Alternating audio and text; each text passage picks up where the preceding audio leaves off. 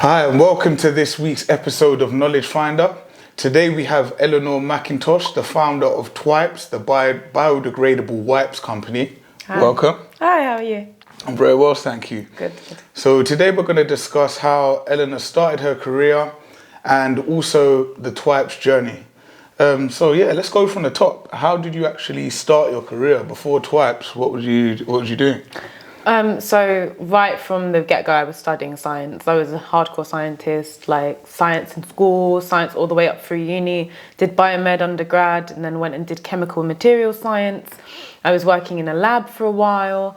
I kind of did a little bit of everything. So I did loads of retail jobs like you always do when you're in uni, but I also did a bit in terms of like actually working as a bench scientist.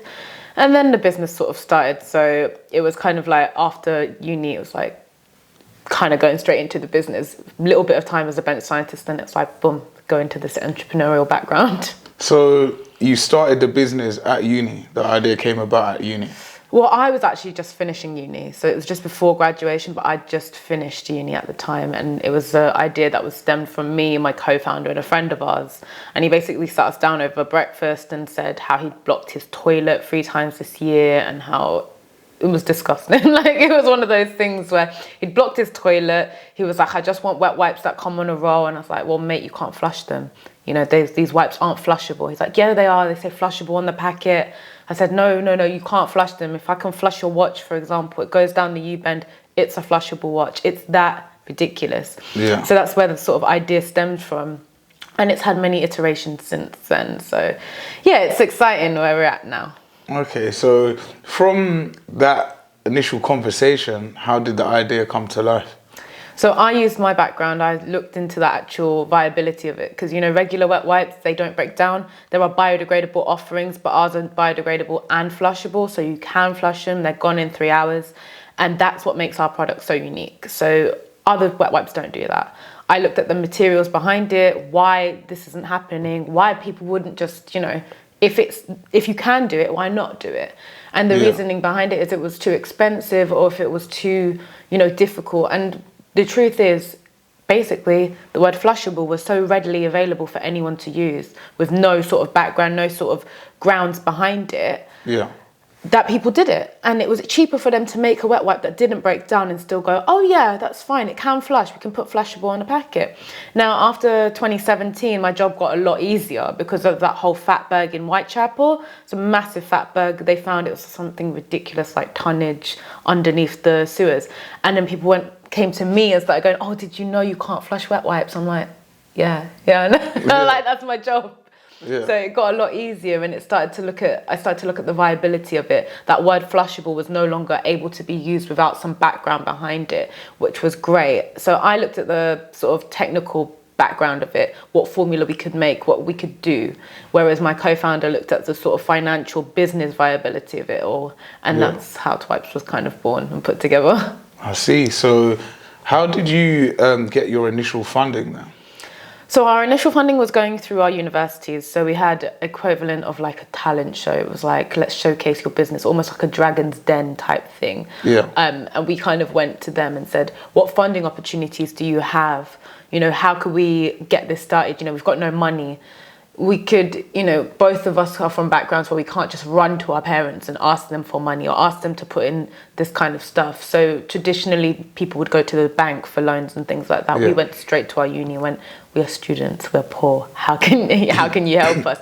And we were really fortunate because our university said there's a competition we're putting on, and what you can do is you can present, and if you win the $3,000. You win some money, you can get your idea going, you've got some viability. Yeah. And in preparation for that, we actually learned a lot in terms of, you know, how to present, how to pitch, how to go up to people and talk about your ideas in a way that you can't always do if you don't go through that. Do you know what I mean? Yeah, I'm with you. So you used your academic background quite a lot. How much value would you say your academic background has had throughout your business journey? Okay, so in terms of my academic background, I'm one of a few people that I know that was able to use my degree to do my job. Yeah. So many careers you look at now, whether it's entrepreneurship, whether it's whatever industry you're in. Not a lot of people use the degrees that they went to university for. So I can understand why people were like, you know, what was the point of me doing all of this?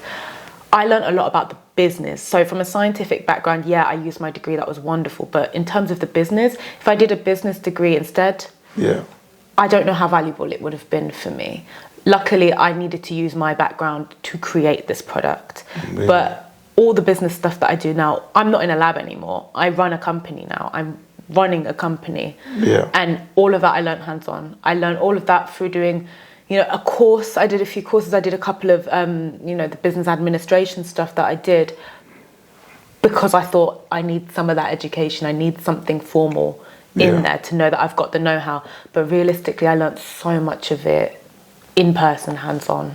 So doing the business administration course, what made you do that? Did you just decide I need to learn a bit more about business, so go for it? And if that's the case, then did you need any prerequisites to get on the course? Not necessarily. So I was quite fortunate. I kind of went through the university that I was with and said, I need to be put on a course. I want to learn more of this kind of stuff. And they sort of said, well, we can get you on this course. What kind of, you know, I went through my university and got it done that way, and they were able to help me go on this course. But if I'm deadly honest with you, hands-on experience is so important. Like just going out there and doing it is much more important than like studying the theory. It's like learning how to drive. You do all the theory, but until you may know how the car works, you know how to drive it in theory, but if you haven't stepped into a car, you don't know how to drive. You know, so if you haven't jumped into the business, you don't know how to do a business. You don't know how to run a business. It's all a learning curve. And some of the stuff I learned on this course, I was like, I already know this. A lot of it is basic because I've already done it. And it's not a case of it's basic if you don't know it. It's a good foundation to start on.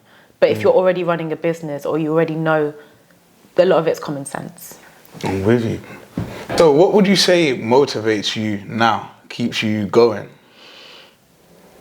That's a good question. What keeps me going now in terms of running the company, this is going to sound really cheesy, but it's like I know that my input is actually making a difference to the world. I know that the product that we're putting out there makes a difference to the world. And I could give you all the facts and figures. I could say, oh yeah, we're 80% less CO2 intensive. We've stopped flash flooding by 35%. All this salesy jargon that is essentially, it matters, but it doesn't matter. What I know is that everyone who uses our product is doing their bit for the environment, and I think about the future generations. So that's what keeps me going. I know it sounds a bit Miss World, a bit more like, you know, oh yeah, I want to save the world, but that's what we're trying to do. So how do you go about selling your product then and promoting it to?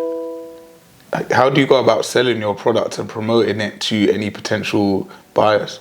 So in terms of the two sides we've got B2B and B2C. So our B2B at the moment, we've moved away from physical establishments like restaurants, hotels and gyms, just because what's been going on with the pandemic, a lot of these industries are really suffering. The hospitality industry in particular is suffering, so they don't have the money to make these purchases right now.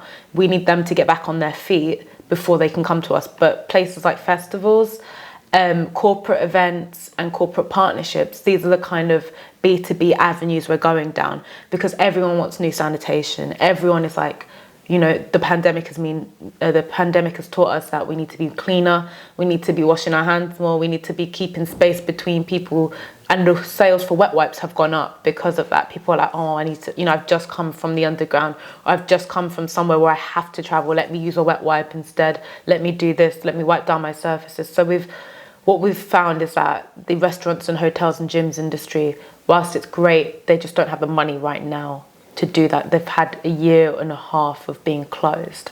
And in terms of the B2C side, we reach out to customers through word of mouth, through our social media profiles, through referral campaigns, and the B2C subscription looks like you you go on our website, you make a purchase and we send it to your door every month. You know, 2 packs to your door every month. If you're a new parent, for example, we can send you 4. You can buy a one-off purchase. You've got 3 different options to choose from. Or if you want to order more than that, give us a call and we can send you out some more. So that's how we do it. Okay, and what's your website? Our website's www.twipes.co.uk. Cool. So you can check it out there. Make sure you get your orders in. So if we're talking about the B2B side of things, how would somebody go about selling a product to a business? What would be your approach? It really depends on what product you're selling. So the way we do it is so let's go back to when we had physical product for physical locations. So if we're talking about a hotel, for example, the best people to go into a hotel and speak to are not just, everyone wants to go straight to the managers and be like, oh, let's do that. The best person to go to in a hotel is a concierge. Either walk in there physically and speak to the concierge, be nice to the concierges because they will get you into the managers. Go to the people who feel like they're not really listened to as much. You know, they're not really listened to by the managers. Get in with those kind of people because they are the key to getting you to the managers. You can befriend those people very easily. They are front-facing people who want to speak to you. You know, so when you get in with those people, then you get to the managers later on. That's how we do it. If you're selling a product in general to a business, like I said, look for not the smallest person, but the smallest person with the loudest voice. That's what I always say. So whether it's a PR person who you need to get to, I don't know, a private bank, speak to the receptionists because they'll get you into the directors. Speak to the people who have got the loudest voices who are integral to the company, but they may not be the first person you want to speak to. I'm with you. I think that's great advice. No, definitely that is great advice for any business. If you're trying to reach somebody that's like a total stranger to you, you have to start somewhere. So yeah, if you befriend those kind of people, it's interesting because a lot of people think, oh, you know, they're just a receptionist, or they're just a PR person, or they're just an author, or they're just this. No, those are the people who have got the directors in their ear. They're whispering in the director's ear. They're the ones that take coffee orders. They're the ones that are showrunners for directors on film sets and things like that. No one pays attention to them, but they are the most integral people because if they're not there, what are the directors going to do? They're going to be like, where's my coffee? Where's my this? Where's my that? Those are the people they confide in and they talk to. So that's how we would do it. I'm with you. So how did your awards come about then? The Mayor of London Award, and you got another one the other day. Yeah, so I got the Commonwealth Award. I was a finalist for the Commonwealth, which was really nice. It was nice to be recognised. Those awards are really interesting. So it depends again. So I got nominated by people and I'm like, I do a lot of different work. So with Twipes, I do my job and everything, but I speak at a lot of corporate events. I used to, since the pandemic, can't really do that. Yeah. But I speak at schools, I speak at universities. You know, I did a talk at Goldsmiths a few years ago. And it's through then, when you boost your profile like that, people either nominate you and you don't even realise you're being nominated, or people see your profiles on LinkedIn, they see what you're doing in social media and they want to reach out to you and they go, you know, get nominated or do this and do that. The Mayor's Award was slightly different. So we applied to a lot of competitions from 2015 to 2017, 2018. The Mayor's competition was one of them. Mm-hmm. So sometimes you're straight applying for those things and you've got to go out there and be like, it's attached to money. The Mayor's Award had £20,000 attached to it. We needed the money, so we were like, let's go for it. And we were really fortunate because we met so many different wonderful entrepreneurs. We met the Mayor of London and we met their team, but we've now got a stronger connection to the Mayor of London. We've now got a stronger connection to that entire team. So we're like, if we need advice, I can call up someone and go, hey, I need advice for this. So those connections are much more valuable than the money. The money's great. We needed the money. Everyone needed the money, but that connection and having those contacts, priceless. See, and that's where you met Jamie, right? Yeah, that is where I met Jamie. Okay, yeah, we've got Jamie on the show in a few weeks.